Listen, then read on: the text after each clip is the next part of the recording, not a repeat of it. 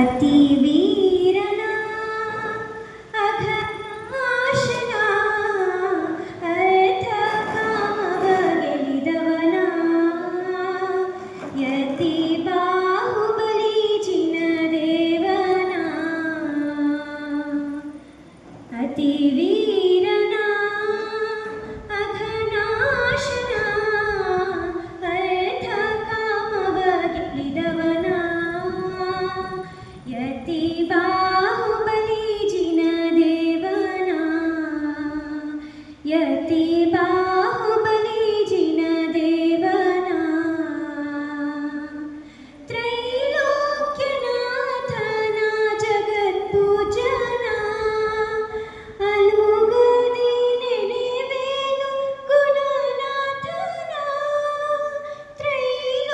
ತ್ರೈಲೋಕ್ಯನಾಥನ ಜಗತ್ಪೂಜನ ಅಲುಗದಿ ನೆನೆವೇನು ಗುಣನಾಥನ ಮನಮೋಹನ ಮದನಾಶನ ಮನಮೋಹನ ಮದನಾಶನ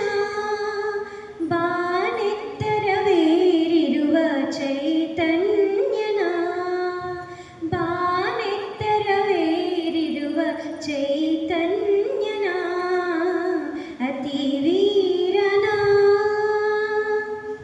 ಸಿರಿ ಸುಖದ ಸೌಭಾಗ್ಯ ತೊರೆದವನ ಚಿರ ಸುಖದ ಪದದಲ್ಲಿ ಶೋಭಿಪನ ಸಿರಿ ಸುಖದ ಸೌಭಾಗ್ಯ ತೊರೆದವನ ಚಿರ ಸುಖದ ಪದದಲ್ಲಿ ಶೋಭಿಪನ ಭವಮುಕ್ತನ ಭವಶಾಂತನ ಭವಮುಕ್ತನ ಭವಶಾಂತನ ಭವಸಾಗರ ದಾಟಿರುವ ಭುಜಬಲನ ಭವಸಾಗರ ದಾಟಿರುವ ಭುಜಬಲನ ಅತಿ ವೀರನ ಅಘನಾಶನ ಅರ್ಥ ಕಾಮವ ಗೆಲಿದವನ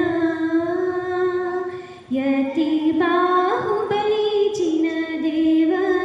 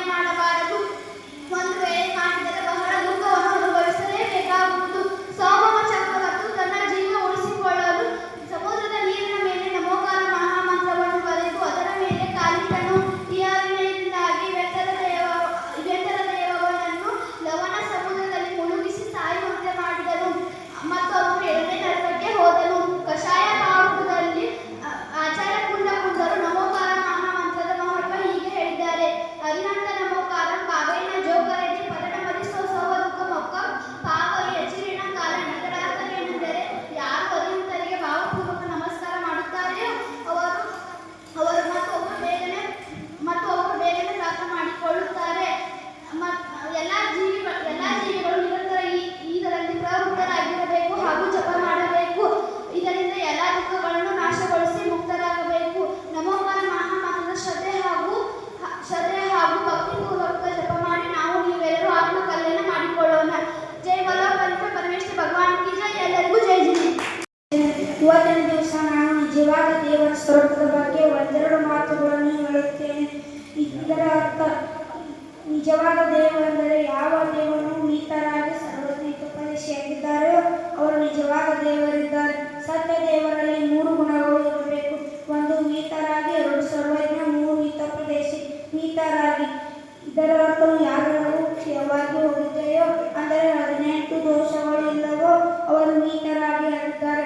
18 ದೋಷಗಳು ಯಾವ್ಯಾವೆಂದರೆ ಹಸಿವು, ನೀರಡಿಕೆ, ಮುಪ್ಪು, ರೋಗ, ಜನ್ಮ, ಮರಣ, ಭಯ, ಗರ್ಭ, ರಾಗ, ದ್ವೇಷ, ಮೋಹ, ಚಿಂತೆ, ರತಿ, ನಿದ್ರೆ, ಆಶ್ಚರ್ಯ, ವಿಷಾದ, ಬೆವರು, ವ್ಯಾಕುಲತೆ. ಇವು ಯಾರಲ್ಲಿ ಇಲ್ಲವೋ ಅವರು ಆಪ್ತ ಅಥವಾ ದೇವರೆನಿಸಿಕೊಳ್ಳುತ್ತಾರೆ. ಒಂದು ವೇಳೆ ಯಾರೇ ಬಗೆಯೇ ಆಗಲಿ ಅವರು ಸ್ವಲ್ಪವಾದರೂ ರಾಗ ಅಥವಾ ದ್ವೇಷ ಬಂದರೆ ಅವರು ನಿಜವಾದ ದೇವರಲ್ಲ. ಸರ್ವಜಾಣಾತೀತ ಸರ್ವಜ್ಞ ಎಂದರೆ ಎಲ್ಲ ಮಂಗಳ ಜ್ಞಾತಾರರು ಸರ್ವಜ್ಞರಾಗಿದ್ದಾರೆ.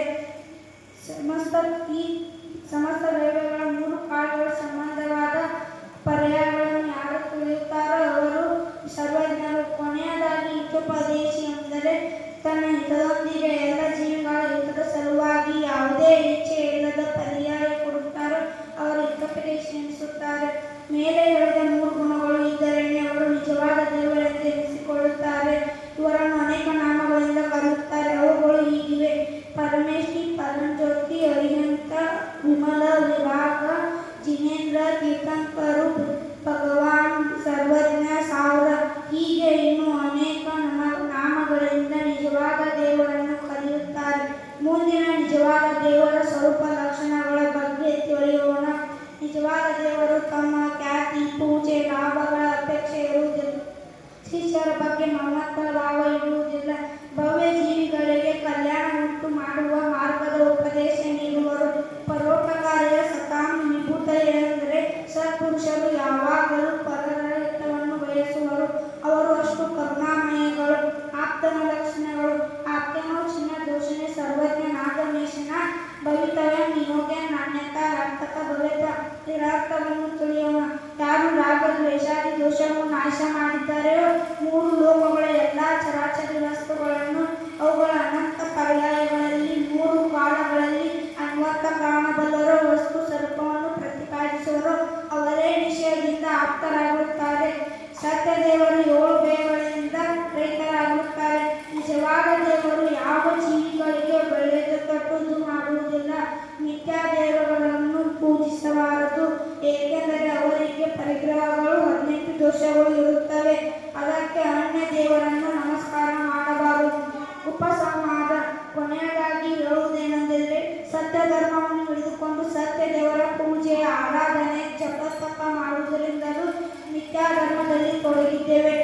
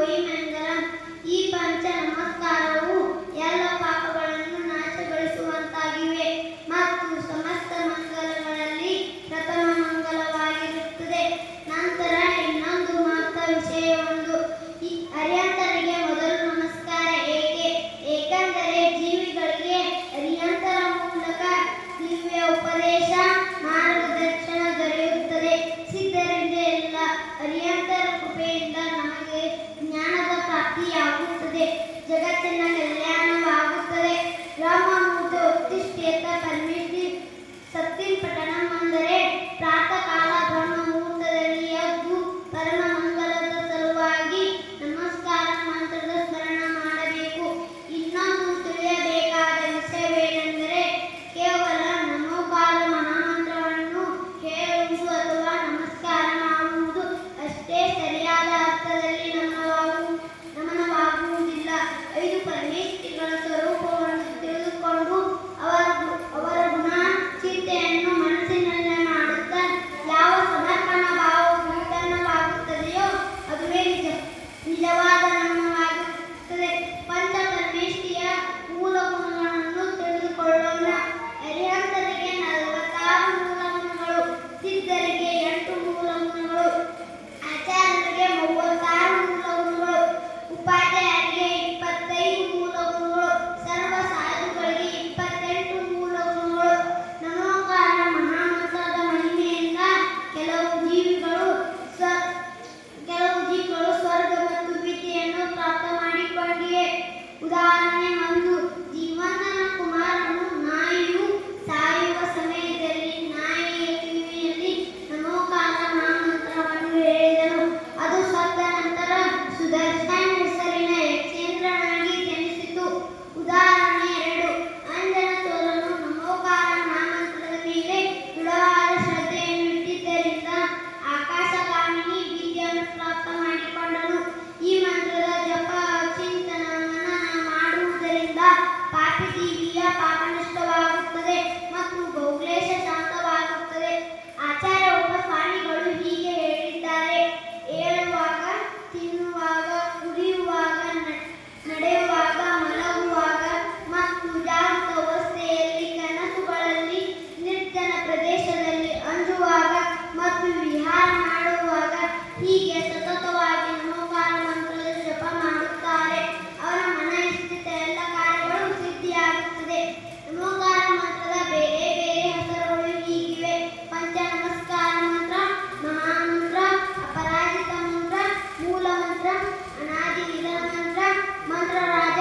ಇನ್ನು ಅನೇಕ ಹೆಸರುಗಳಿವೆ. ನಮೋಕಾರ ಮಹಾಮಂತ್ರವನ್ನು ಅಭಿನಯ ಮಾಡಬಾರದು. ಮಾಡಿದೆಯಾದರೆ ಆ ಜೀವಕ್ಕೆ ದುಃಖವು ತಪ್ಪಿದ್ದಲ್ಲ. ಆದ್ದರಿಂದ ಶ್ರದ್ಧೆ ಮತ್ತು ಭಕ್ತಿಯಿಂದ ವಿನಯಪೂರ್ವಕವಾಗಿ ಜಪಿಸಬೇಕು. ಕೊನೆಯದಾಗಿ ಹೇಳುವುದೇನೆಂದರೆ ನಮೋಕಾರ ಮಹಾಮಂತ್ರವು ಸರ್ವಶ್ರೇಷ್ಠ ಮಂತ್ರವಿದೆ.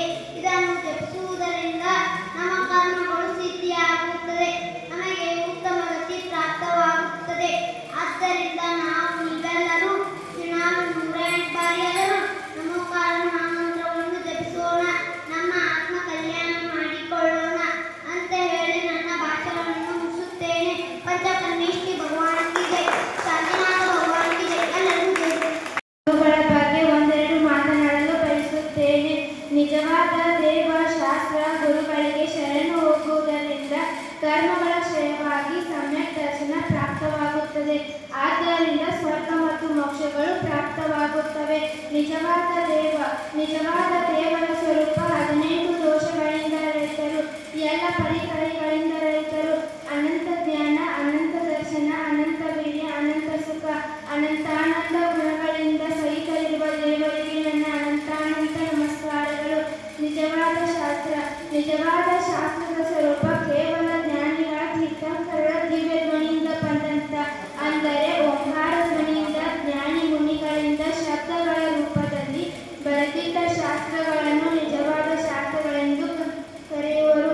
ಅವುಗಳು ಪ್ರಥಮಾನುಯೋಗ, ಕರಣಾನುಯೋಗ, ಚರಣಾನುಯೋಗ, ದ್ರವ್ಯಾನುಯೋಗ ಎಂದು 4 ವಿಧಗಳಿವೆ. ಯಾರು ಅವುಗಳನ್ನು ಓದಿ ಮನನ ಮಾಡಿಕೊಂಡು ಅದರಂತೆಯೇ ನಡೆದುಕೊಂಡರೆ ಅವರಿಗೆ ಸ್ವರ್ಗ ಮತ್ತು ಮೋಕ್ಷ ಪ್ರಾಪ್ತಿ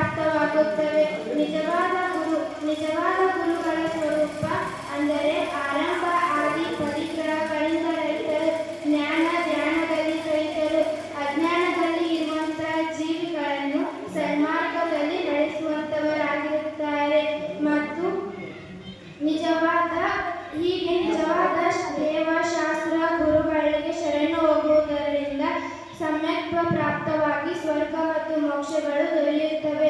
ನಾವು ದಿನಾಲೂ ಮಂದಿರಕ್ಕೆ ಹೋಗಿ ಭಗವಂತರ ದರ್ಶನ ಮಾಡಬೇಕು ಮತ್ತು ದಿನಾಲೂ ಶಾಸ್ತ್ರದ ಸ್ವಾಧ್ಯಾಯ ಮಾಡಬೇಕು. ಗುರುಗಳಿಗೆ ಆಹಾರ ನೀಡಿ ಅವರಿಗೆ ನಾವು ನಮಸ್ಕರಿಸಬೇಕು ಅಂತ ಹೇಳಿ ನನ್ನ ಚಿಕ್ಕ ಭಾಷಣವನ್ನು ಮುಗಿಸುತ್ತೇನೆ. ಎಲ್ಲರಿಗೂ ನಮಸ್ಕಾರ. ಶಾಂತಿಸಾಗರ್ ಭಗವಾನ್ ಕಿ ಜೈ. ಎಲ್ಲರಿಗೂ ಜೈ ಜಿನೇಂದ್ರ. ಇವತ್ತು ನಾವು ನಮೋಕಾರ ಮಹಾಮಂತ್ರದ ಬಗ್ಗೆ ತಿಳಿಯೋಣ. ನಮೋಕಾರ ಮಹಾಮಂತ್ರವು ಜೈನ ಧರ್ಮದಲ್ಲಿ ಅತ್ಯಂತ ಮಹತ್ವ ಹಾಗೂ ಪವಿತ್ರವಾದ ಮಂತ್ರವಾಗಿದೆ. ಇದು ಎಲ್ಲ ಪಾಪಗಳನ್ನು ನಿವಾರಿಸುತ್ತದೆ ಮತ್ತು ಎಲ್ಲ ಶುಭ ಕಾರ್ಯಗಳಲ್ಲಿ ಶ್ರೇಷ್ಠ ಮಂಗಲವೆಂದು ಪರಿಗಣಿಸಲಾಗಿದೆ. ಇದು 5 ಪರಮ ಪೂಜ್ಯ ಆತ್ಮಗಳಾದ ಅರಿಹಂತರು, ಸಿದ್ಧರು, ಆಚಾರ್ಯರು, ಉಪಾಧ್ಯಾಯರು ಹಾಗೂ ಎಲ್ಲ ಸಾಧುಗಳಿಗೆ ಗೌರವವನ್ನು ಸಲ್ಲಿಸುತ್ತದೆ. ನಮೋಕಾರ ಮಹಾಮಂತ್ರವು ಎಲ್ಲ ಪಾಪಗಳನ್ನು ನಾಶ ಮಾಡುತ್ತದೆ ಎಂದು ನಂಬಲಾಗಿದೆ ಮತ್ತು ಎಲ್ಲ ಶುಭ ಕಾರ್ಯಗಳಿಗಿಂತ ಶ್ರೇಷ್ಠ ಮಂಗಲವೆಂದು ಇದನ್ನು ಪರಿಗಣಿಸಲಾಗಿದೆ, ಏಕೆಂದರೆ ಇದು ಎಲ್ಲ ಮಂಗಲಗಳಲ್ಲಿ ಮೊದಲನೆಯದು. ನಮೋಕಾರ ಮಂತ್ರವು ಆಧ್ಯಾತ್ಮಿಕ ಮಾರ್ಗದರ್ಶನ ನೀಡುವುದರ ಜೊತೆಗೆ ಆತ್ಮ ಶುದ್ಧೀಕರಣ ಮತ್ತು ಆಧ್ಯಾತ್ಮಿಕ ಮುನ್ನಡೆಗೆ ಪ್ರೇರಣೆ ನೀಡುತ್ತದೆ. ಜೈನ ಧರ್ಮದಲ್ಲಿ ಧ್ಯಾನ ಮಾಡುವಾಗ ಮತ್ತು ಪ್ರಾರ್ಥನೆ ಮಾಡುವಾಗ ಈ ಮಂತ್ರವನ್ನು ಪಠಿಸುತ್ತಾರೆ. ಎಲ್ಲ ಪಾಪಗಳನ್ನು ನಾಶ ಮಾಡುವ ಶಕ್ತಿ ಈ ಮಂತ್ರಕ್ಕಿದೆ. ಜೈನ ಧರ್ಮದಲ್ಲಿ ಈ ಮಂತ್ರವು ಹಳೆಯ ಮತ್ತು ನಿರಂತರವಾಗಿ ಪಠಿಸುವ ಮಂತ್ರವಾಗಿದೆ. ಈ ಮಂತ್ರವು 5 ವರ್ಗದ ವ್ಯಕ್ತಿಗಳಿಗೆ ನಮಸ್ಕಾರವನ್ನು ಸಲ್ಲಿಸುತ್ತದೆ. ಅವುಗಳೆಂದರೆ ನಮೋ ಅರಿಹಂತಾಣಂ, ನಮೋ ಸಿದ್ಧಾನಂ, ನಮೋ ಆಯಿರ್ಯಾನಂ, ನಮೋ ವಜ್ರಾಯಾನಂ, ನಮೋ ಲೋವೆ ಸೌವಸಾಹುನಂ. ನಮೋ ಅರಿಹಂತಾನಂ ಎಂದರೆ ಅರ್ಹತೆ ಪಡೆದವರಿಗೆ ನನ್ನ ನಮಸ್ಕಾರಗಳು. ನಮೋ ಸಿದ್ಧಾನಂ, ಸಿದ್ಧರಿಗೆ ನನ್ನ ನಮಸ್ಕಾರಗಳು. ನಮೋ ಆಯಿರ್ಯಾನಂ, ಆಚಾರ್ಯರಿಗೆ ನನ್ನ ನಮಸ್ಕಾರಗಳು. ನಮೋ ವಜ್ರಾಯಾನಂ, ಉಪಾಧ್ಯಾಯರಿಗೆ ನನ್ನ ನಮಸ್ಕಾರಗಳು. ನಮೋ ಲೋವೆ ಸವಸಾಹುನ, ಲೋಕದಲ್ಲಿರುವ ಎಲ್ಲ ಸಾಧುಗಳಿಗೆ ನನ್ನ ನಮಸ್ಕಾರಗಳು. ಈ ಮಂತ್ರವನ್ನು ಜಪಿಸುವುದರಿಂದ ಕೇವಲ ಒಬ್ಬ ವ್ಯಕ್ತಿಯನ್ನು ಪೂಜಿಸುವುದಲ್ಲದೆ ಎಲ್ಲ ಸದ್ಗುಣಗಳನ್ನು ಪೂಜಿಸಲಾಗುತ್ತದೆ ಮತ್ತು ಉತ್ತಮ ಗುಣಗಳನ್ನು ನಮ್ಮಲ್ಲಿ ಅಳವಡಿಸಿಕೊಳ್ಳಲು ಪ್ರೇರೇಪಿಸುತ್ತದೆ ಎಂದು ಹೇಳಿ ನನ್ನ ಚಿಕ್ಕ ಭಾಷಣವನ್ನು ಮುಗಿಸುತ್ತೇನೆ. ಎಲ್ಲರಿಗೂ ಜೈ ಜಿನೇಂದ್ರ. ಓಂ ನಮಃ ಸಿದ್ದೇಶ್ವರ. ಎಲ್ಲರಿಗೂ ಜೈ ಜಿನೇಂದ್ರ. ಇಂದಿನ ದಿನ ಮಂದಿರ ಹಾಗೂ ಸಂಸ್ಥೆಯ 6ನೇ ವರ್ಷದ ಸಂಭ್ರಮಾಚರಣೆಯ ಸಂದರ್ಭದಲ್ಲಿ ಶ್ರಾವಕರ ಕರ್ತವ್ಯಗಳ ಬಗ್ಗೆ ಒಂದೆರಡು ಮಾತುಗಳನ್ನು ಹೇಳುತ್ತೇನೆ. ಆಚಾರ್ಯ ಪದ್ಮನಂದಿ ಅವರು ಹೇಳುವಂತೆ ದೇವಪೂಜೆ, ಗುರುಸೇವಾ, ಸ್ವಾಧ್ಯಾಯ, ಸಂಯಮ, ತಪಃ, ದಾನಂ ಚೇತಿ ಗೃಹಸ್ಥಾನಂ ಷಟ್ಕರ್ಮಾಣಿ ದಿನೇ ದಿನೇ. ಅಂದರೆ ಗೃಹಸ್ಥರಿಗೆ ಸಂಸಾರದ ಸಲುವಾಗಿ ಅನೇಕ ಕಾರ್ಯಗಳನ್ನು ಮಾಡಬೇಕಾಗುತ್ತದೆ. ಆದ್ದರಿಂದ ಅವರು ಹಿಂಸೆಯನ್ನು ತ್ಯಾಗ ಮಾಡಲು ಸಾಧ್ಯವಾಗುವುದಿಲ್ಲ. ಅದರಿಂದ ಅನೇಕ ದೋಷಗಳು ಸಹ ಉಂಟಾಗುತ್ತವೆ. ಆ ದೋಷಗಳನ್ನು ದೂರ ಮಾಡಲು ಮತ್ತು ಆತ್ಮೋನ್ನತಿಯ ಸಲುವಾಗಿ ಗೃಹಸ್ಥರಿಗೆ 6 ಅವಶ್ಯಕ ಕ್ರಿಯೆಗಳನ್ನು ಮಾಡಲು ಹೇಳಿರುತ್ತಾರೆ. ಅವು ಈ ಕೆಳಗಿನಂತಿವೆ. ಮೊದಲನೆಯದು ದೇವಪೂಜೆ. ದೇವಪೂಜೆ ಅಂದರೆ ದಿನಾಲು ಜಿನಮಂದಿರಕ್ಕೆ ಹೋಗಿ ಶಾಂತಿಯಿಂದ ಜಿನದೇವರ ದರ್ಶನ ಮಾಡುವುದು ಹಾಗೂ ಭಕ್ತಿ ಭಾವದಿಂದ ಗುಣಾನುವಾದ ಮಾಡುವುದು ದೇವಪೂಜೆಯಾಗಿದೆ. ದೇವಪೂಜೆಯಲ್ಲಿ 2 ಪ್ರಕಾರಗಳು, ದ್ರವ್ಯ ಪೂಜೆ ಮತ್ತು ಭಾವಪೂಜೆ. ಎರಡನೆಯದು ಗುರು ಸೇವೆ. ಮುನಿ ಮತ್ತು ಮುಂತಾದ ಚತುರ್ವಿಧ ಸಂಘದ ವೈಯಾವೃತ್ತಿ ಮಾಡುವುದು, ಅವರಿಗೆ ಭಕ್ತಿ ಭಾವದಿಂದ ಆಹಾರ ನೀಡುವುದು, ಮತ್ತು ಅವರಿಗೆ ಬೆಂಚಿ, ಕಮಂಡಲ, ಶಾಸ್ತ್ರ ಮತ್ತು ಮುಂತಾದ ಉಪಕರಣಗಳನ್ನು ಕಾಣಿಕೆಯ ರೂಪದಲ್ಲಿ ಕೊಡುವುದು, ಸೇವೆ, ಪೂಜೆ ಮಾಡುವುದು ಗುರು ಸೇವೆಯಾಗಿದೆ. ಮೂರನೆಯದು ಸ್ವಾಧ್ಯಾಯ. ಸ್ವಾಧ್ಯಾಯವೆಂದರೆ ತನ್ನ ಆತ್ಮದ ಅಧ್ಯಯನವೇ ಆಗಿದೆ. ಜಿನೇಂದ್ರ ಭಗವಂತರಿಂದ ಉಪದೇಶಿಸಲ್ಪಟ್ಟ, ಗಣಧರರ ಮೂಲಕ ತಿಳಿಸಲ್ಪಟ್ಟ, ಆಚಾರ್ಯರ ಮೂಲಕ ರಚಿಸಲ್ಪಟ್ಟ ಶಾಸ್ತ್ರಗಳನ್ನು ಓದುವುದು, ಓದಿಸುವುದು, ಕೇಳುವುದು, ಕೇಳಿಸುವುದು ಚರ್ಚೆ ಮಾಡುವುದು, ಚಿಂತನೆ ಮತ್ತು ಮನನ ಮಾಡಿಕೊಳ್ಳುವುದು ಸ್ವಾಧ್ಯಾಯವಾಗಿದೆ. ನಾಲ್ಕನೆಯದು ಸಂಯಮ. 5 ಇಂದ್ರಿಯಗಳನ್ನು ಮತ್ತು ತನ್ನ ಮನಸ್ಸನ್ನು ವಶದಲ್ಲಿ ಇಟ್ಟುಕೊಳ್ಳುವುದು ಹಾಗೂ ಶಕ್ತಾಯ ಜೀವಗಳ ರಕ್ಷಣೆ ಮಾಡುವುದು ಸಂಯಮವಾಗಿದೆ.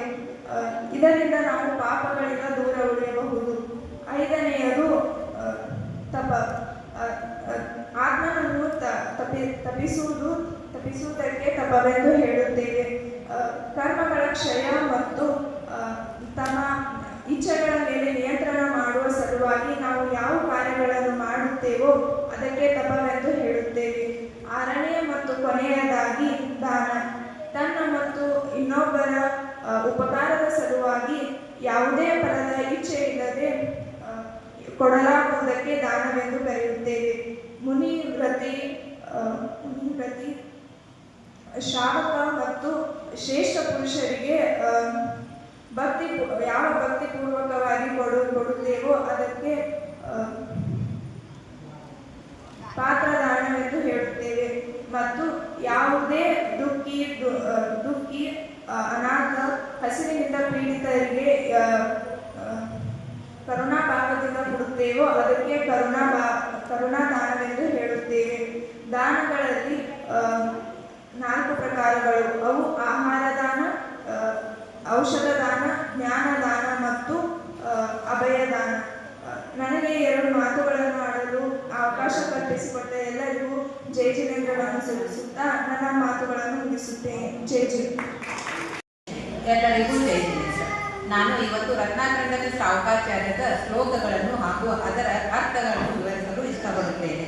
ನಮಃ ಶ್ರೀ ವರ್ಧಮಾನಾಯ ನಿರ್ಧೂತ ಕಲಿಲಾತ್ಮನೇ ಸಾಲೋಕಾನಾಂ ತ್ರಿಲೋಕಾನಾಂ ಯದ್ವಿದ್ಯಾ ದರ್ಪಣಾಯತೆ ದೇಶಯಾಮಿ ಸಮೀಚೀನಂ ಧರ್ಮಂ ಕರ್ಮ ನಿಗ್ರಹಣಂ ಸಂಸಾರ ದುಃಖದ ಸತ್ವಾನ್ಯೋಧರುತ್ತಮೇ ಸುಖೆ ಸದೃಷ್ಟಿ ಜ್ಞಾನವ್ರತಾನಿ ಧರ್ಮಂ ಧರ್ಮೇಶ್ವರಾವಿದು ಯದಿಯ ಕರ್ತನಿಕಾನಿ ಭವಂತಿ ಭವಪದ್ಧತಿ ಕ್ಷುಪ್ತಿಪಾಶಾ ಜರಾತಂಕ ಶ್ರದ್ಧಾನಾಂ ಪರಮಾತ್ಮಾನಾಂ ಆಪ್ತಾಗಮ ತಪೋಭೃತಾಂ ತ್ರಿಮುಡ ಅಪೋಢಮಷ್ಟಾಂಗಂ ಸಮ್ಯಕ್ ದರ್ಶನಮಸ್ಮಯಂ ಆಪ್ತೋ ನ ಚಿನ್ನ ದೋಷೇನ ಸರ್ವಜ್ಞೇನಾಗಮೇಚಿನ ಭವಿತವ್ಯಂ ನಿಯೋಗೇನ ನಾನ್ಯತಾ ಆಪ್ತತಾ ಭವೇತ್ ಕ್ಷುಪ್ತಿಪಾಶ ಜರಾತಂಕ ಜನ್ಮಾತಂಕ ಭಯಸ್ಮಯಾಃ ನ ರಾಗ ದ್ವೇಷ ಮೋಹಾಶ್ಚ ಯಕ್ಷಾಪ್ತ ಸ ಪ್ರಕೀರ್ತತೆ ಪರಮೇಷ್ಠಿ ಪರಂ ಜ್ಯೋತಿ ವಿರಾಗ ವಿಮಲ ಕೃತಿ ಸರ್ವಜ್ಞೋ ನಾದಿ ಮಧ್ಯಾಂತ ಸಾರ್ವ ಶಾಸ್ತ್ರೋಪಲಾಲ್ಯತೆ ಅನಾತ್ಮಾರ್ಥ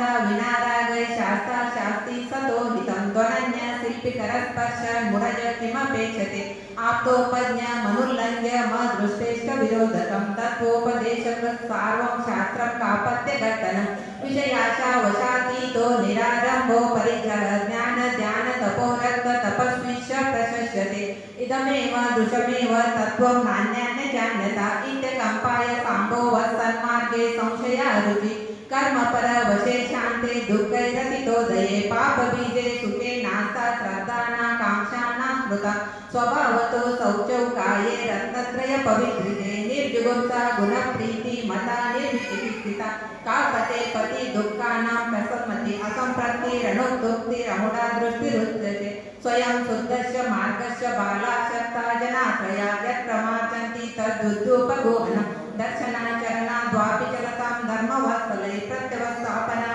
ಸ್ಥಿತೀಕರಣ ಮುಚ್ಯತೆ ಸ್ವಯಂ ಉತ್ಥಾನೋತ್ತತ್ಪಾತಿ ಸದ್ಭಾವ ಸನಾತಾಪೇತಕೈಕವಾ ಪ್ರತಿಪತ್ತಿರ್ಯಥಾಯುಗಂ ವಾತ್ಸಲ್ಯಮಭಿಪಲ್ಯತೆ ಅಜ್ಞಾನತಿಮಿರವಾಪ್ತಿ ಮಪಾಕೃತ್ಯಂ ಯಥಾಯತಂ ದಿನಶಾಸನ ಮಹಾತ್ಮೆ ಶಾಸ್ತ್ರಭಾವನಾ ತಾವದಂಜನ ಚೋರೋಗೆ ತಥೋ ನಂತಮತಿ ಉದ್ದಾಯನ ಸ್ಮೃತಿಯೇ ತುರಿಯೇ ರೇವತಿ ಮತ ತಥೋ ಜಿನೇಂದ್ರ ಭಕ್ತೋನ್ಯ ವಾರಿಷೇನ ತತ ಪರ ವಿಷ್ಣುಜ್ಯ ವಜ್ರ ನಾಮಾಂಚ ಶೇಷಯೋ ಲಕ್ಷಣ ತ್ವಾಂ ಗತೌ 20 ಶ್ಲೋಕ ಅದು ರೀ 20 ಶ್ಲೋಕದ ವರ್ಣನ ಆಚಾರ್ಯ ಸಮಂತಭದ್ರ ಆಚಾರ್ಯರು ರತ್ನಾಕರಂಡಕ ಶ್ರಾವಕಾಚಾರ್ಯದಲ್ಲಿ ನಮಸ್ತಿ ವರ್ಧಮಾನಾಯ ನಿರ್ಧೂತ ಕಲಿಲಾತ್ಮನೆ ಸಾಲೋಕಾನಾಂ ತ್ರಿಲೋಕಾನಾಂ ಯದ್ವಿದ್ಯಾ ದರ್ಪಣಾಯತೆ ಅಂದಲ್ಲ ಅದ ಫಸ್ಟಿಗೆ ಅವರ ತಮ್ಮ ಇಷ್ಟ ಆರಾಧ್ಯ ದೈವವಾದ ಶ್ರೀ ವರ್ಧಮಾನ ಸ್ವಾಮಿಯನ್ನು ನಮಸ್ಕರಿಸುತ್ತಾ ಶಿಷ್ಟಾಚಾರ ನಾಸ್ತಿಕತ್ವದ ಪರಿಹಾರವಾಗಲೆಂದು ಶಿಷ್ಟಾಚಾರದ ಪರಿಪಾಲನೆಗಾಗಿ ಪುಣ್ಯ ಪ್ರಾಪ್ತಿಗಾಗಿ ಮತ್ತು ಗ್ರಂಥದ ಸಮಾಪ್ತಿಯು ನಿರ್ವಿಘ್ನವಾಗಿ ಆಗಲಿ ಅನ್ನುವ ಉದ್ದೇಶದಿಂದ ಅವರ ವರ್ತಮಾನ ಸ್ವಾಮಿಗಳಿಗೆ ನಮಸ್ಕಾರವನ್ನು ಮಾಡ್ಯಾರು. ಇದನ್ನ ಮಂಗಲಾಚರಣ ಅಂತಾರೆ. ಎರಡನೇ ಶ್ಲೋಕದ ಅರ್ಥ ಏನಪ್ಪಾ ಅಂದ್ರೆ, ಎರಡನೇ ಶ್ಲೋಕದಾಗ ದರತೀತಿ ಧರ್ಮಂ ಅಂದ್ರ ಸಮಂತಭದ್ರ ಆಚಾರ್ಯರು ಏನ್ ಹೇಳ್ಯಾರಂದ್ರ, ಸಂಸಾರದ 4 ಗತಿಯೊಳಗಿನ ದೇವ, ಮನುಷ್ಯ, ತಿರಂಜ ಹಾಗೂ ನರಕಗತಿಯ ಎಲ್ಲಾ ಜೀವಿಗಳಿಗೆ ಸಂಸಾರ ದುಃಖದಿಂದ ಬಿಡಿಸಿ ಉತ್ತಮವಾದ ಸುಖದಲ್ಲಿ ಓದು ನಿಲ್ಲಿಸುವಂತ ಧರ್ಮವನ್ನು ನಾನು ಉಪದೇಶ ಮಾಡ್ತನು ಅಂತ ಹೇಳಿ ನಮ್ಮ ಶ್ರಾವಕರ ಸಲುವಾಗಿ ಅವರ ನಮ್ಗೆ ಬಹಳಷ್ಟು ತಿಳಿಸಿಕೊಟ್ಟಾರು. ಇದ್ರಾಗ 150 ಶ್ಲೋಕಗಳದಾವು. 150ರಾಗ 41 ಶ್ಲೋಕ ಸಮ್ಯಕ್ ದರ್ಶನದ ವರ್ಣನೆ ವರ್ಣನೆ ಐತ್ರಿ. ಆಮೇಲೆ 5 ಶ್ಲೋಕ ಸಮ್ಯಕ್ ಜ್ಞಾನದ ವರ್ಣನೆ ಐತಿ. 104 ಶ್ಲೋಕದಾಗ ಸಮ್ಯಕ್ ಚಾರಿತ್ರ್ಯದ ವರ್ಣನೆ ಐತಿ. ಇದರಾಗ ಮುಖ್ಯವಾಗಿ ಶ್ರಾವಕರಿಗೆ ಮತ್ತು ಮುನಿಗಳಿಗೆ ಎಲ್ಲರಿಗೂ ಉಪಯೋಗ ಆಗಲಿ ಅಂತ ಹೇಳಿ ಸ್ವಾಮಿ ಸಮಂತಭದ್ರ ಆಚಾರ್ಯರು ನಮಗ ರತ್ನಾಕರಣ ಶ್ರಾವಕಾಚಾರ್ಯವನ್ನ ಬರೆದಿಟ್ರು. ರತ್ನಾಕರಣ ಶ್ರಾವಕಾಚಾರ್ಯ ಅಂದ್ರೆ ಸಮ್ಯಕ್ ದರ್ಶನ, ಸಮ್ಯಕ್ ಜ್ಞಾನ, ಸಮ್ಯಕ್ ಚಾರಿತ್ರ್ಯಗಳ ಕರಂಟಕ ಐತಿ. ಅದು ನಮ್ಗೆ ಇಷ್ಟು ಉಪಯೋಗ ಐತಿ. ಅದೊಂದು ನಮ್ಗೆ ನಿಧಿ ಇದ್ದಂಗೆ ಐತಿ. ಅದನ್ನ ದಿನ ನಾವು ಸ್ವಾಧ್ಯಾಯ ಮಾಡ್ಬೇಕ್ರಿ ಅಂತ ಅವ್ರ ಇನ್ನ ಶ್ಲೋಕದಾಗ ಭಗವಂತರ ಬಗ್ಗೆ ವರ್ಣನೆ ಹೇಳ್ಯಾರು. ನಿಜವಾದ ದೇವ್ರು ಹೆಂಗಿರ್ತಾರೋ, ನಿಜವಾದ ಗುರು ಹೆಂಗಿರ್ತಾರೋ, ನಿಜವಾದ ಶಾಸ್ತ್ರ ಹೆಂಗೈತಿ ಅದನ್ನ ನಾವು ಓದ್ತೀವಿ ಅಂದ್ರೆ ನಮ್ಗೆ ಗೊತ್ತಾಗ್ತೈತಿ. ಆಪ್ತನ ಲಕ್ಷಣ ಏನೈತಿ ಇದೆಲ್ಲ ಆ ಶ್ಲೋಕದೊಳಗ ವರ್ಣನೆ ಐತಿ. ಗುರುಗಳದ ವಿಷಯಾಶಾವಶಾತೀತೋ ನಿರಾರಂಭೋ ಪರಿಗ್ರಹ ಜ್ಞಾನ ಜ್ಞಾನ ತಪೋರಕ್ತ ತಪಸ್ವಿಶ ಪ್ರಶಸ್ಯತೆ ಅಂದ್ರ 24 ರೀತಿಯಾದಂತ ಪರಿಗ್ರಹಗಳನ್ನ ಅವರ ತ್ಯಾಗ ಮಾಡ್ಯಾರ ಮುನಿಗೋಳ. ಅದ ತ್ಯಾಗದ ವರ್ಣನ ಈ ಶ್ಲೋಕದಾಗ ಐತಿ. ಶುಕ್ತಿಪಾಶ ಜರಾತಂಕ ಜನ್ಮಾತಂಕ ಭಯಸ್ಮಯ ನ ರಾಗ ದ್ವೇಷ ಮೋಹಾಶ್ಚ ಯಶಾರ್ಥ ಸಪ್ರಕೀರ್ತತೆ ಅಂದ್ರ ತೀರ್ಥಂಕರರಿಗೆ 18 ದೋಷ ಇರುವುದಿಲ್ಲ ಅನ್ನೋದನ್ನ ಹೇಳೋದಕ್ಕಾಗಿ ಅವರ ಈ ಶ್ಲೋಕದ ವರ್ಣನೆ ಹೇಳ್ಯಾರು. ರತ್ನಾಕರಣ ಶ್ರಾವಕಾಚಾರ್ಯ ಒಟ್ಟಿನೊಳಗ ನಮ್ಮ ಶ್ರಾವಕರಿಗೆ ಬಹಳ ಉಪಕಾರ ಐತಿ. ಎಲ್ಲ ಶಾಂತಿನಾಥ ಭಗವಾನ್ ಕಿ ಜೈ, ಸ್ವಾಮಿ ಸಮಂತಭದ್ರ ಆಚಾರ್ಯ ಕಿ ಜೈ. ಎಲ್ಲರಿಗೂ ಜೈ ಶ್ರೀ ಭಗವಾನ್ ಕಿ ಎಲ್ಲರಿಗೂ ಜೈ. ನಾನು ಇವತ್ತು ಆಯ್ದುಕೊಂಡ ವಿಷಯ ಶ್ರಾವಕರ ಕರ್ತವ್ಯಗಳು. ಶ್ರಾವಕರ ಕರ್ತವ್ಯಗಳು ನಾವು ನೀವೆಲ್ಲ ಶ್ರಾವಕರೇ. ಶ್ರಾವಕರು ಮಾಡತಕ್ಕಂಥ ಸಾಕಷ್ಟು ಕರ್ತವ್ಯಗಳು. ನಾವು ಸಾಮಾಜಿಕ ಕಾರ್ಯ ಮಾಡ್ಬೋದು, ಧಾರ್ಮಿಕ ಕಾರ್ಯ ಮಾಡ್ಬೋದು, ಮಂದಿರ ಕಟ್ಟಡ ಮಾಡ್ಬೋದು, ಏನೆಲ್ಲ ಮಾಡ್ಬೋದು. ಆದ್ರೆ ತಾತ್ವಿಕವಾಗಿ ಕೆಲವೊಂದು ನಮಗೆ ಅಂಕಿ ಅಂಶಗಳು, ಚೌಕಟ್ಟುಗಳು ಇರ್ತಕ್ಕಂಥವಂದ್ರೆ ನಮಗೆ ಶ್ರಾವಕರಿಗೆ ತಾತ್ವಿಕವಾಗಿ ಹೇಳಬೇಕಂದ್ರೆ 6 ಮುಖ್ಯ ಅವಶ್ಯಕ ಕ್ರಿಯೆಗಳನ್ನ ಹೇಳಿದ್ದಾರೆ. 6 ಮುಖ್ಯ ಅವಶ್ಯಕ ಕ್ರಿಯೆಗಳಲ್ಲಿ ಮೊದಲನೇದಾಗಿ ದೇವ ಪೂಜೆ. ನೋಡ್ರಿ, ದಿನಾಲೂ ಸಾಕಷ್ಟು ಮಂದಿ ಮಂದಿರಕ್ಕೆ ಹೋಗ್ತಾರೆ. ಮಂದಿರಕ್ಕೆ ಎಲ್ಲರೂ ಹೋಗ್ತಾರೆ ಅಂತೇಳಿ ಅವ್ರನ್ನ ನೋಡಿ ಹೋಗೋರು ಸಾಕಷ್ಟು ಜನ ಅದ. ಯಾರು ತಪ್ಪು ತಿಳ್ಕೊಬೇಡ್ರಿ. ಮುಂಜಾನೆ ಜಳಕ ಮಾಡಿ ನಾವು ಮಂದಿರಕ್ಕೆ ಹೋದ್ವಿ ಅಂದ್ರೆ ನಮಗೊಂದು ಸ್ವಲ್ಪ ದೇವ್ರೇನೋ ಚಲೋ ಬುದ್ಧಿ ಕೊಡ್ತಾನೇನೋ, ನಮಗೆ ಏನೋ ಒಂದು ಅಷ್ಟ ಐಶ್ವರ್ಯ ಸಿಗ್ತೈತೇನೋ, ನಮಗೇನೋ ಒಂದು ಒಳ್ಳೇದಾಗೈತೇನೋ, ನಮಗೇನೋ ಒಂದು ಕಷ್ಟ ಪರಿಹಾರ ಆಗ್ತೈತೇನೋ ಅಂತೇಳಿ ಸಾಕಷ್ಟು ಜನ ಈ ಭಾವನೆಯನ್ನು ಇಟ್ಟುಕೊಂಡು ಎಲ್ಲರ ಥರ ಜಳಕ ಮಾಡಿ ಶುಭ್ರವಾದ ಬಟ್ಟೆಯನ್ನು ಹಾಕೊಂಡ ಹೋಗ್ತಕ್ಕಂಥವ್ರು ಈ ದಿನಮಾನದಲ್ಲಿ ಇದ್ದಾರೆ.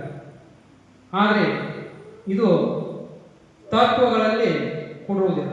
ಯಾಕಂದ್ರೆ ದೇವ ದರ್ಶನ ಅಂದರೆ ಏನೈತಿ?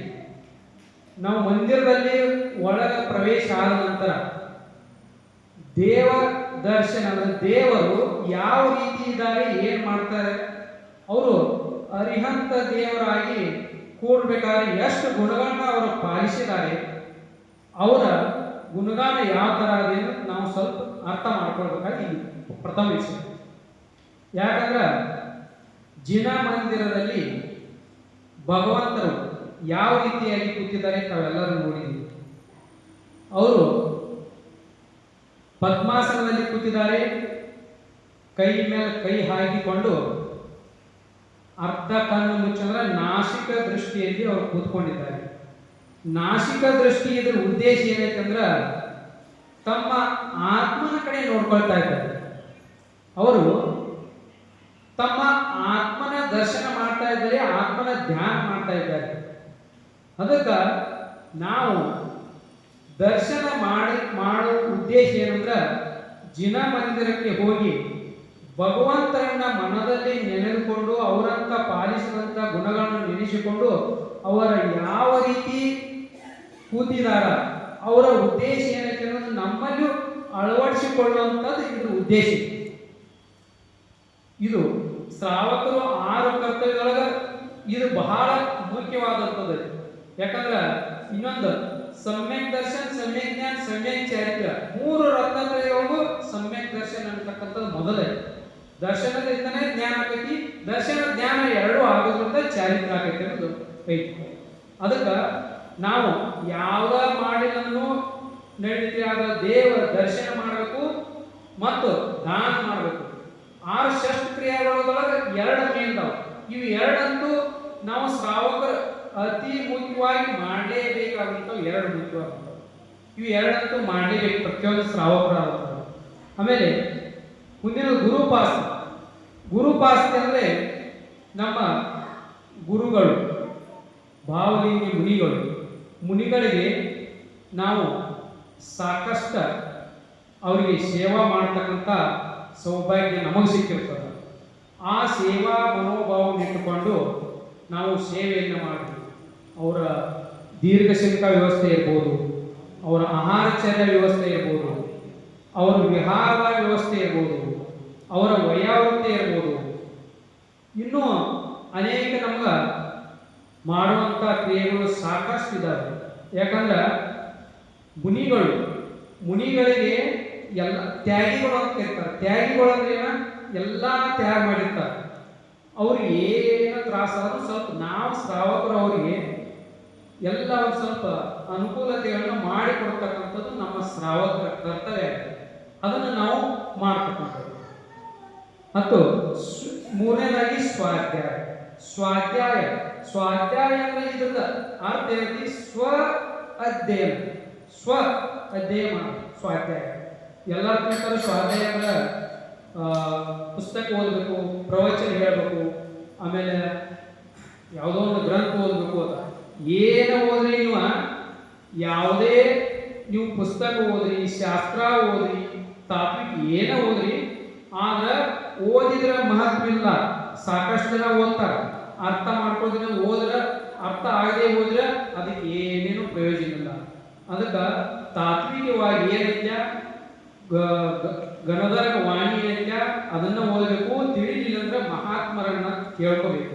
ಕೇಳ್ಕೊಂಡು ಅರ್ಥ ಆಗಲಿ ಅಂದ್ರೆ ಅವುಗಳನ್ನ ಅರ್ಥ ಮಾಡ್ಕೊಂಡು ಅವುಗಳನ್ನ ಅಳವಡಿಸ್ಕೋಬೇಕು. ಸ್ವ ಅಧ್ಯಯನ ಅಂದ್ರೆ ನಾವು ಅಂದ್ರೆ ಆತ್ಮನ ಅಧ್ಯಯನ ಮಾಡೋದೈತಿ. ಒಳಗೆ ಬಾಕಿ ಏನೂ ಇಲ್ಲ. ಆತ್ಮನ ನಾವು ಅಧ್ಯಯನ ಮಾಡ್ಕೊಂಡ್ರ ಆತ್ಮ ಯಾರನ್ನು ತಿಳಿತಾನೆ, ಆತ್ಮನನ್ನ ನಾವು ಆತ್ಮ ಕಲ್ಯಾಣಕ್ಕಾಗಿ ಬಳಸ್ಕೊಂಡು ಆತ್ಮನನ್ನ ಪರಮಾತ್ಮನ ಮಾಡುವಂತ ಶಕ್ತಿ ಎಷ್ಟೊಳಗೈತೆ ನಮ್ಮ ಈ ಶಾಸ್ತ್ರದೊಳಗೈತಿ ಮತ್ತು ತಾತ್ವಿಕ ಧರ್ಮ ರೂಪಿ ನಮ್ಮ ಗ್ರಂಥಗಳಲ್ಲಿ ಸ್ವಾಧ್ಯಾಯ. ಇನ್ನು ಸಂಯಮ ಅಂದ್ರೆ 6 ಕಾಯಕ ಜೀವಿಗಳಲ್ಲಿಯೂ ನಾವು ಸಂಯಮವನ್ನು ಸಾಧಿಸಬೇಕು ಮತ್ತು ಇಂದ್ರಿಯಗಳ ಮೇಲೆ ಸಂಯಮ ಸಾಧಿಸಬೇಕು. ಆಮೇಲೆ ಮನಸ್ಸನ್ನು ಕೂಡ ಹತೋಟಿಯಲ್ಲಿ ಇಟ್ಕೋಬೇಕು. ಹೀಗೆ ನಮಗೆ ಸಂಯಮ ರೂಪಿ ಸಾಧನವನ್ನೇ ಮಾಡ್ಕೊಳ್ಳೋದು ಹೇಳಿದ್ದಾರೆ. ಆಮೇಲೆ ತಪ ಅಂದ್ರೆ ನೋಡಿ, ನಾವು ಯಾವುದೇ ಒಂದು ನಿಯಮಪಾಲನೆಯಲ್ಲಿ ಏನೇ ಇರಲಿ ಅದು ಎಲ್ಲ ತಪದ ರೂಪದೊಳಗೆ ಬರ್ತದೆ. ತಪವನ್ನ ಎಲ್ಲರಿಗೂ ಹೇಳಿದ್ದಾರೆ. ಮುನಿ ಮಹಾರಾಜರೆಲ್ಲ ಶ್ರಾವಕರಿಗೂ ತಪದ ಹೇಳಿದ್ದಾರೆ. ಲಾಸ್ಟ್ ಕೊನೆಯದಾಗಿ ದಾನ ಅಂದ್ರೆ ಯಾರೋ ಒಬ್ಬರು ದಾನ ಕೇಳಕ್ ಬಂದ್ರ ತಲೆ ಮೇಲೆ ಚಾಣ ಇಟ್ಟು ಹೊಡೆದಂಗಾಕೈತೆ. ಇದೊಂದು ಇದೆ ನಗಬೇಡ, ಯಾರು ತಲೆ ಮೇಲೆ ಚಾಣ ಇಟ್ಟು ಹೊಡೆದಂತೆ. ನೋಡ್ರಿ, ನಾವು ಒಂದು ಸಮುದ್ರದೊಳಗೆ ಒಂದು ಗ್ಲಾಸ್ ಹೋಗಿ ನೀರು ಹಾಕಿದ್ರ ನಾವು ದೊಡ್ಡ ದಾನ ಮಾಡಿದಂಗ ಆಗ್ತದೆ ಇಲ್ಲ, ಅದು ದಾನ ಮಾಡಿದಂಗ. ಮತ್ತ ಒಂದು 1000 ಕೋಟಿ ಹೋಗಿ ಇದ್ದಾಗ ನಾವು ಗುಪ್ತ ದಾನದೊಳಗೆ ₹1 ಕಾಯಿನ್ ಹಾಕಿದಂಗಾಗತ್ತೆ, ಅದು ಬೇಡ. ಅದಕ್ಕೆ ಇನ್ನೊಂದು ಹೇಳ್ತೀನಿ, ಇದು ಲಾಸ್ಟ್ ಕೊನೆ ಮಾತು ಏನಂತಂದ್ರೆ, ದಾನ ಅಂದ್ರೆ ಒಂದು ಸರಳವಾಗಿ ಶ್ರಾವಕ ರೂಪದೊಳಗೆ ಹೇಳ್ತಾರೆ, ಈಗ ಬಾ ಆಗ ಬಾ ಹೋಗಿ ಬಾ ಎನ್ನದೆ ಆಗಲೇ ಕರೆದು ಕೊಡುವವನ ದಾನ ಶ್ರೇಷ್ಠ ಅಂತ ಹೇಳ್ತಾರೆ. ಯಾಕಂದ್ರೆ ಈಗ ಯಾರಾದ್ರೂ ದಾನ ಕೇಳಕ್ ಬಂದ್ರೆ ಬರ್ರಿ ಕುಂದ್ರಿ, ದಾನ ಕೇಳಕ್ ಬಂದ್ರಿ ಅದು ಒಳಗೆ ಹೋಗಿ ತಂದು ಕೊಡುದು, ಕುಂದ್ರಿ, ನಮ್ಗೆ ದಾನ ಮಾಡಕ್ ನಮ್ಗೆ ಅವಕಾಶ ಮಾಡಿ ಕೊಟ್ಟದಕ್ಕಾಗಿ ಧನ್ಯವಾದ ಅಂತ ಹೇಳಿ ಯಾರು ಕಳಿಸ್ತಾರಲ್ಲ ಅವ್ರದ ದಾನ ಎಲ್ಲಕ್ಕಿಂತ ಶ್ರೇಷ್ಠ ಆಗುದೈತಿ. ಅಂತ ದಾನ ಏನಿದೆ ಅದು ಸತ್ಪಾತ್ರ ದಾನ ಅನಿಸ್ಕೋತೈತಿ, ಅದ ಕರೆಕ್ಟ್ ಅವ್ರಿಗೆ ಪುಣ್ಯ ಪ್ರಾಪ್ತಿ ಮಾಡ್ಕೋತೈತಿ. ಮತ್ತು ಈಗ ಏನು ನಾವು ಹೇಳ್ತಿಲ್ಲ, ಸಮುದ್ರದಾಗ ಒಂದು ತೆವಿ ಹೋದ ನೀರು ಸುರಿದಂಗ ಅಂತ ದಾನ ಅಂದ್ರೆ ಯಾವುದೂ ಉಪಯೋಗ ಆಗುತ್ತೆ. ಇಷ್ಟೇ ನನ್ನ ಭಾಷೆಯನ್ನು ಮುಗಿಸ್ತೇನೆ. ಜೈ ಹಿಂದ್.